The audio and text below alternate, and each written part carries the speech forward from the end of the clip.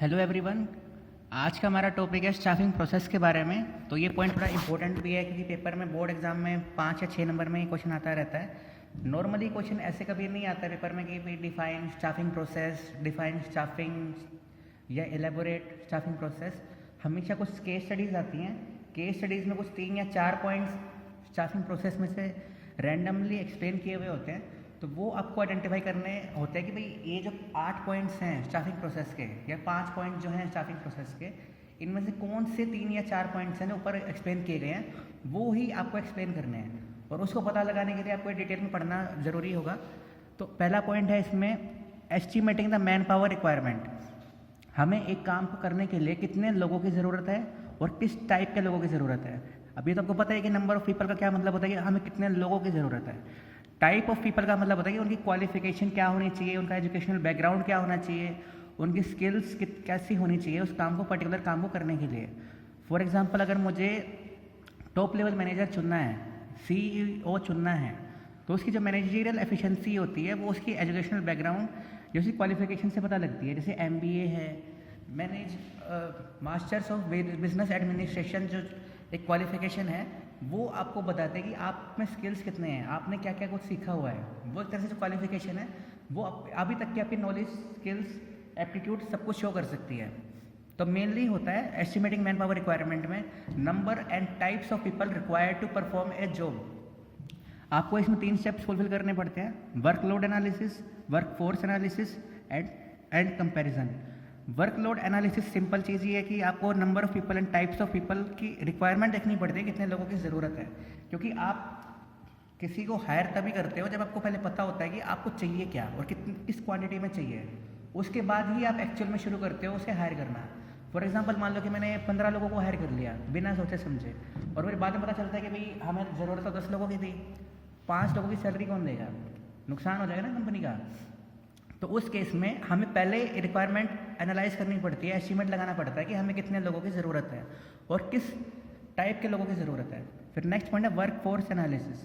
Work force analysis का मतलब होता है कि वर्क फोर्स का हम एनालाइज करते हैं कि ऑलरेडी हमारी ऑर्गेनाइजेशन में कितने लोग काम कर रहे हैं, किस टाइप के लोग काम कर रहे हैं।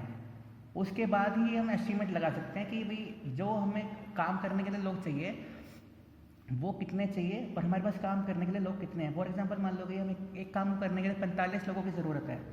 सबसे पहले हम एनालाइज करेंगे कि हमारे पास कितने लोग ऑलरेडी हैं। अगर मान लो हमारे पास 30 लोग हैं, अब रिक्वायरमेंट कितनी बचेगी?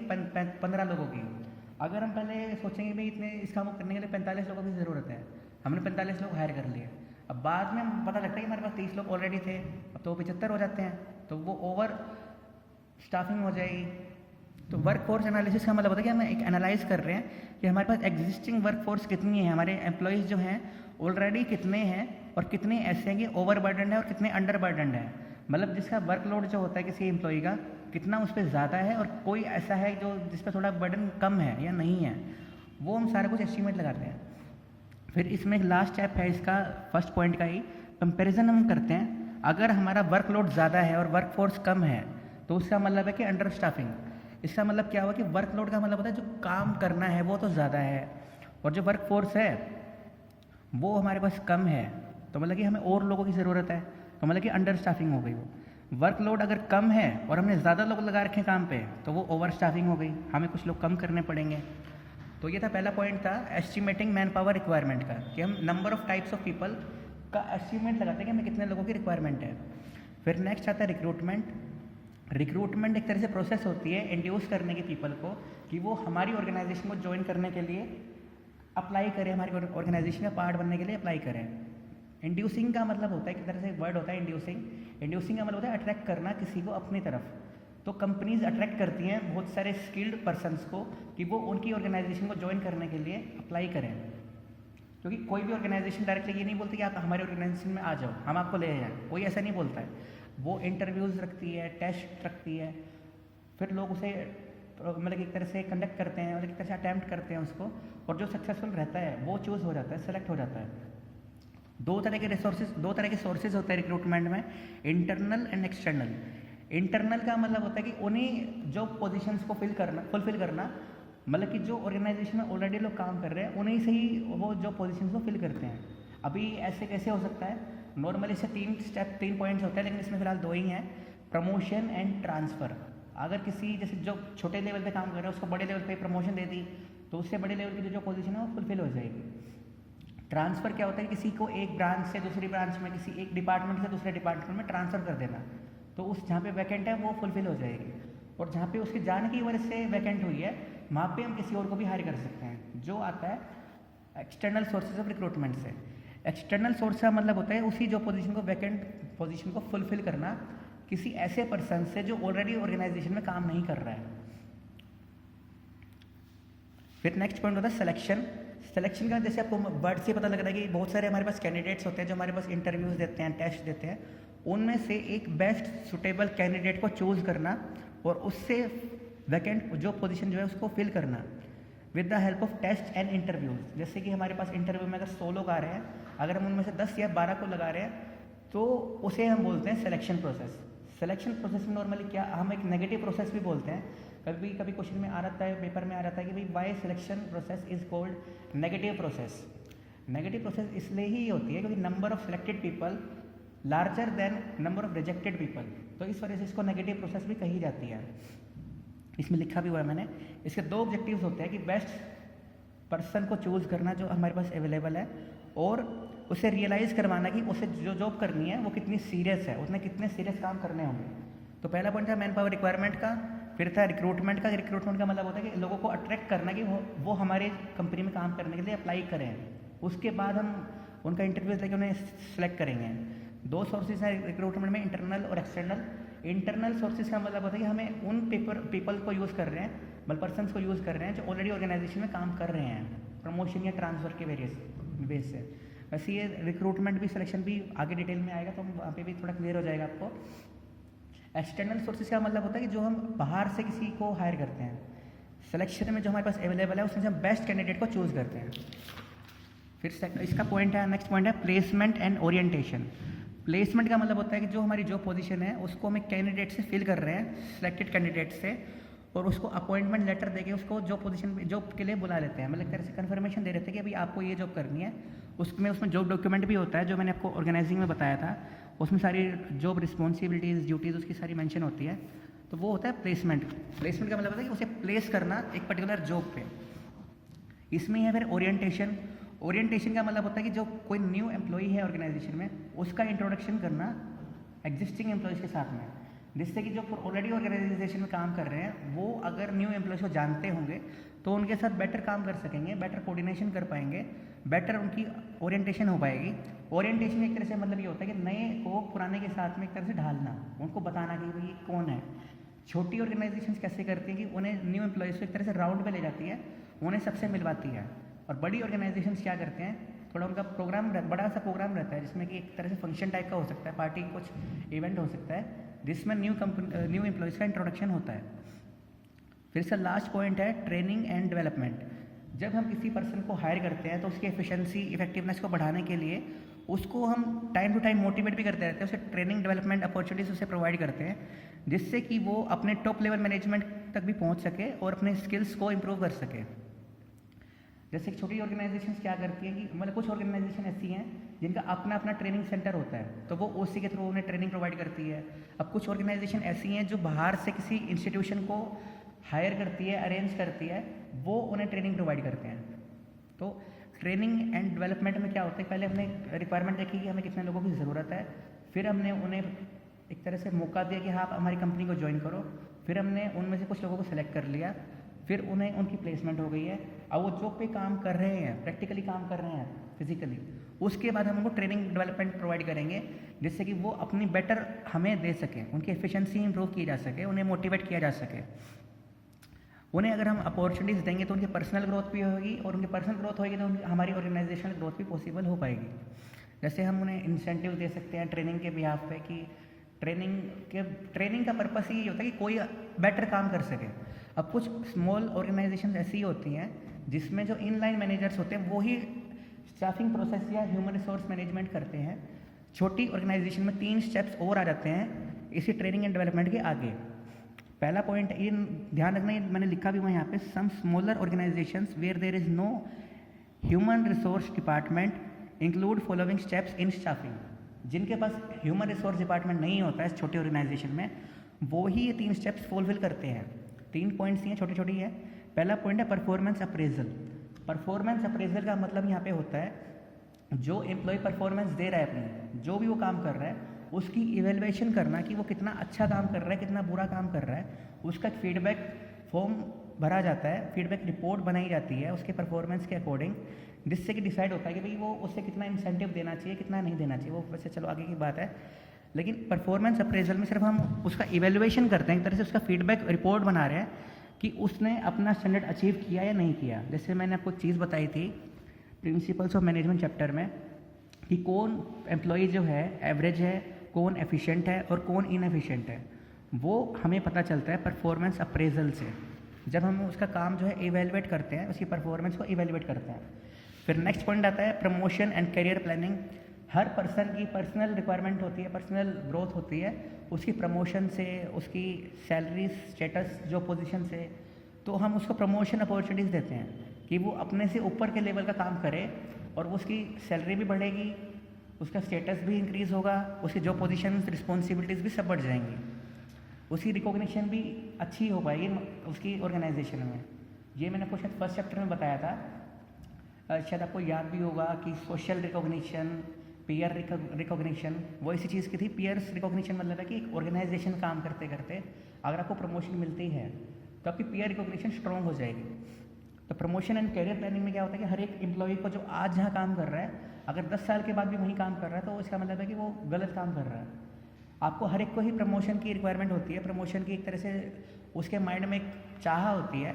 तो जो अगर किसी कंपनी प्रोवाइड कर रही है तो ही उसकी पर्सनल ग्रोथ हो रही है और वो ऑर्गेनाइजेशनल ग्रोथ भी हो रही है, क्योंकि उसकी एफिशिएंसी उससे बढ़ जाएगी। फिर लास्ट पॉइंट आता है कंपनसेशन का। जैसे मैंने इसमें दिखा रखा है प्रमोशन एंड करियर प्लानिंग में, promotion means to being placed at higher job position with more salary status and job position. ये नॉर्मली हम निकालते हैं उनके फीडबैक रिपोर्ट के अकॉर्डिंग कि उनका परफॉर्मेंस कैसा था। अगर परफॉर्मेंस बहुत अच्छा था तो हम उन्हें प्रमोशन दे देते हैं कि वो अच्छे से काम कर सकते हैं, रिस्पॉन्सिबली काम कर सकते हैं। फिर इसका लास्ट पॉइंट आता है कंपनसेशन।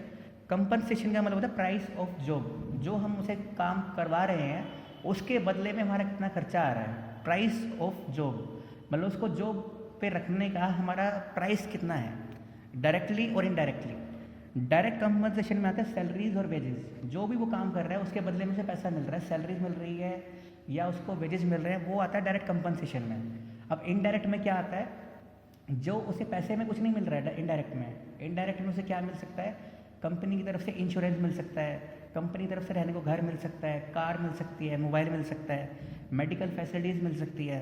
तो वो सारा आता है इनडायरेक्ट कंपनसेशन में।